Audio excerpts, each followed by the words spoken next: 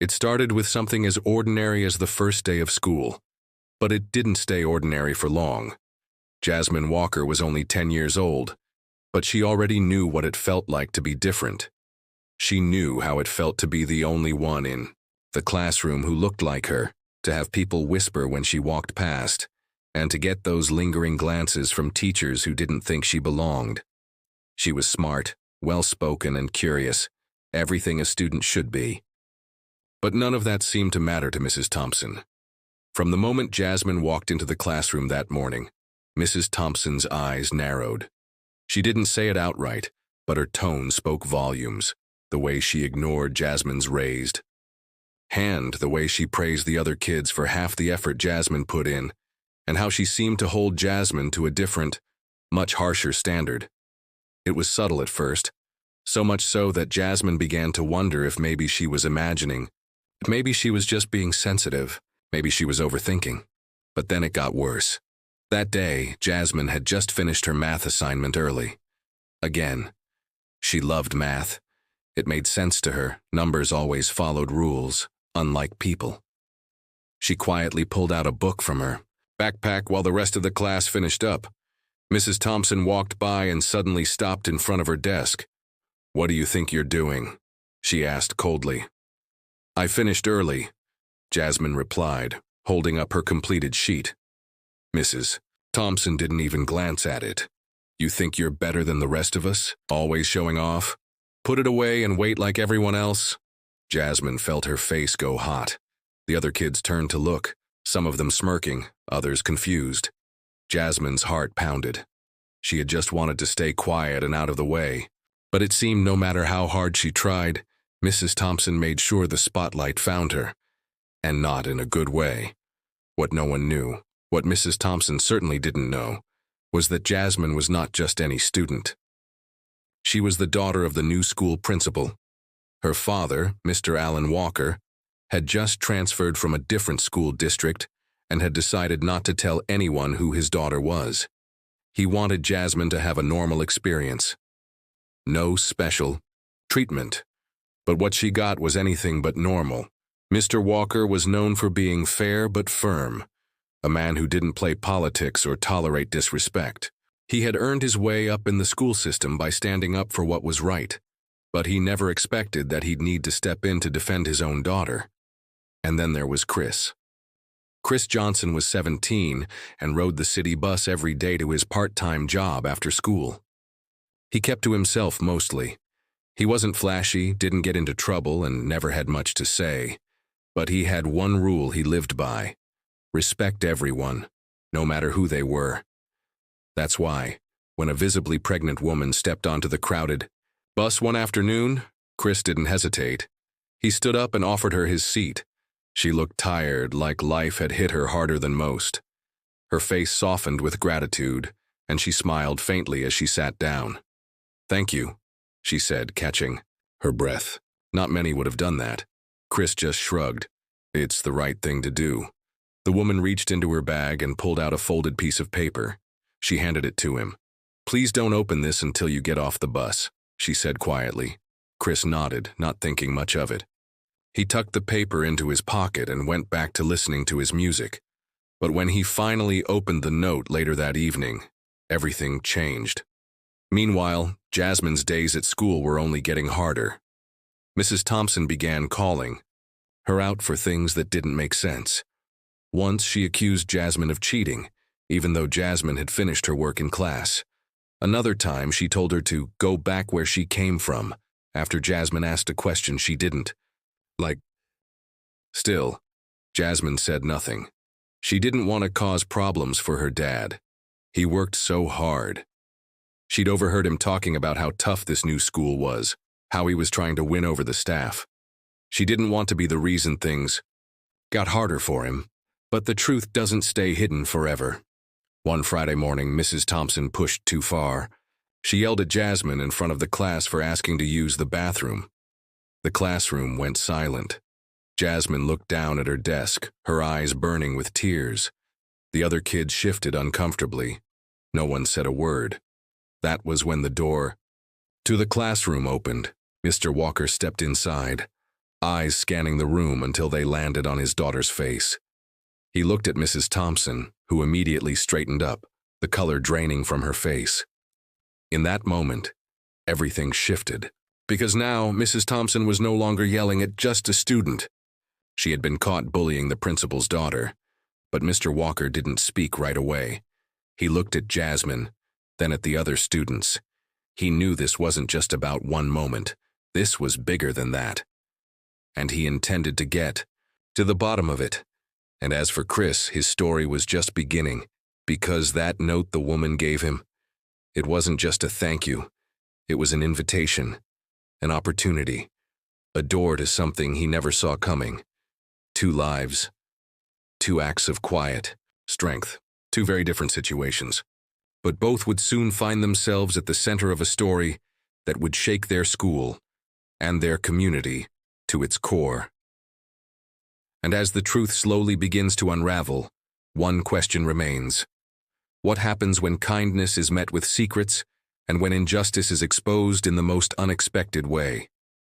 Because sometimes the people you overlook are the ones you should be watching the closest, and sometimes the smallest actions lead to the biggest changes. But for now, neither Jasmine nor Chris knows just how much their worlds are about to collide. Would you like me to continue with the next part of the story? Mr. Walker stood silently in the doorway, the classroom frozen in time. Jasmine could feel every eye in the room shift between her and her father. Mrs. Thompson cleared her throat, trying to regain control, but her voice wavered when she spoke. "Can I help you, sir?" she asked, her tone forced and strained. He didn't answer right away. Instead, he walked slowly toward Jasmine's desk, the polished soles of his shoes tapping against the floor. Jasmine avoided his eyes. She didn't want him to see the embarrassment, the frustration, or the quiet anger she had been holding in for days. He knelt beside her and gently placed a hand on her shoulder. "You okay?" he asked softly. She gave the smallest nod, but it was enough. He stood up and faced the class. The students sat stiff, unsure of what was happening, but sensing that whatever this was, it wasn't normal. "I'm Principal Walker," he finally said, looking at the teacher, "and this is my daughter." Mrs. Thompson's face fell. Jasmine didn't look up, but she could feel the tension rise all around her. The power dynamic had shifted, and the woman who'd treated her like she didn't belong was now visibly unsettled. The students looked from the teacher to the principal, waiting for what would come next. But Mr. Walker didn't scold, didn't raise his voice. He simply turned to Jasmine and said, "You can come with me." Jasmine stood, clutching her notebook tightly. Her hands were trembling, but she didn't show it. The classroom stayed silent as she walked past the teacher, past the desks and out into the hallway. Mr. Walker followed her, the door slowly closing behind them with a dull click. Down the hall, he didn't speak right away. He let her walk, a few paces ahead until they were outside his office. He opened the door and motioned her in.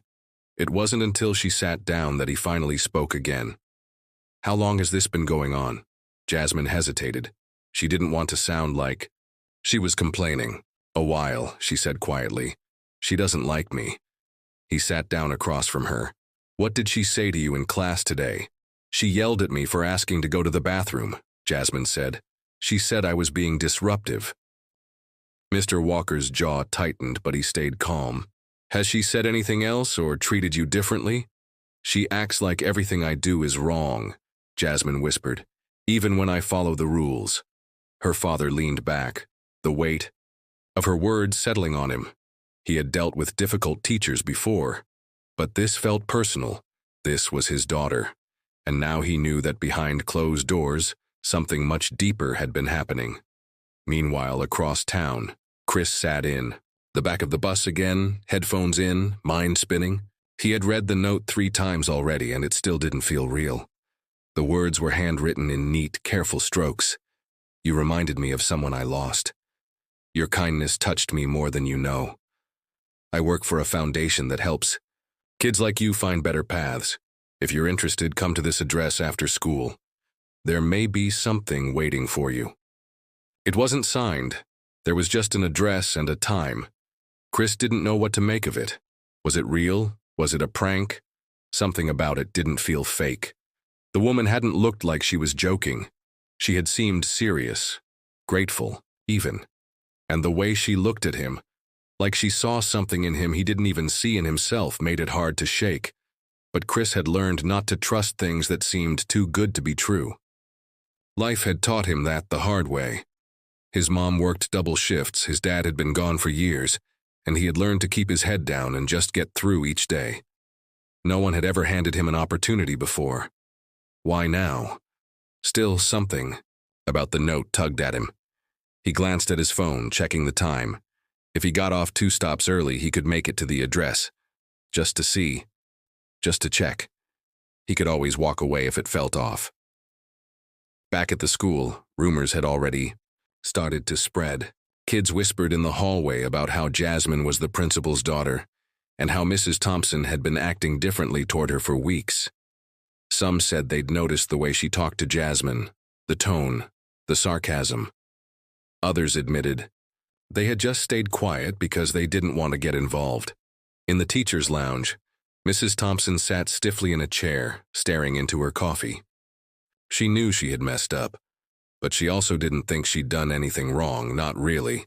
She told herself she had been firm, strict maybe, but fair. Still, deep down, she knew there was a part of her that hadn't seen Jasmine as just another student, and now it was coming back to haunt her. In his office, Mr. Walker sat across from his assistant principal, reviewing the security footage and documentation from Jasmine's classroom. Everything had to be done properly. There could be no mistakes, no assumptions. He needed the truth laid out, plain and clear, because this wasn't just about protecting his daughter. It was about protecting every student who walked through those doors. As the school day ended, Jasmine walked out quietly, her backpack slung over her shoulder. She didn't talk to anyone. She just wanted to get home, to forget the day. But deep down, a part of her wondered what would happen now. Would things get better or worse? A few miles away, Chris stood on the sidewalk in front of a small brick building. It didn't look like much. There was no sign, no logo, just the address from the note. He stood there for a long moment, thinking about everything, about how simple his choice had been on that bus. Just a small act of kindness, and now, somehow, it had led him here. He reached out and knocked. The door opened slowly, and a woman stepped out. The same one from the bus. Her face softened as she saw him. "I was hoping you'd come," she said. Chris didn't know what he expected, but what she said next made him freeze. "I think I can help change your future, but you need to trust me." The sun had begun to set behind him, casting long shadows across the sidewalk. Chris stood there, on the edge of something new, something known. Back at school, Jasmine sat at her kitchen table, staring at her untouched dinner. Her father was on the phone in the other room, talking to the school superintendent. Things were moving, fast. But Jasmine didn't feel relief, not yet. She didn't want revenge or punishment. She just wanted peace.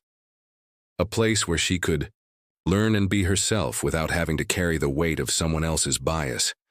The stories of Jasmine and Chris were unfolding in different places, yet running parallel in ways neither of them could have imagined. Both had done nothing wrong. Both had shown strength in quiet, everyday ways. And both were standing at the edge of something bigger than themselves. But the road ahead was far from clear, because what Jasmine didn't know was that Mrs. Thompson wasn't going to back down easily. And what Chris didn't realize was that the opportunity he'd been handed might come with a price he hadn't considered. Their lives were about to intersect in a way no one expected.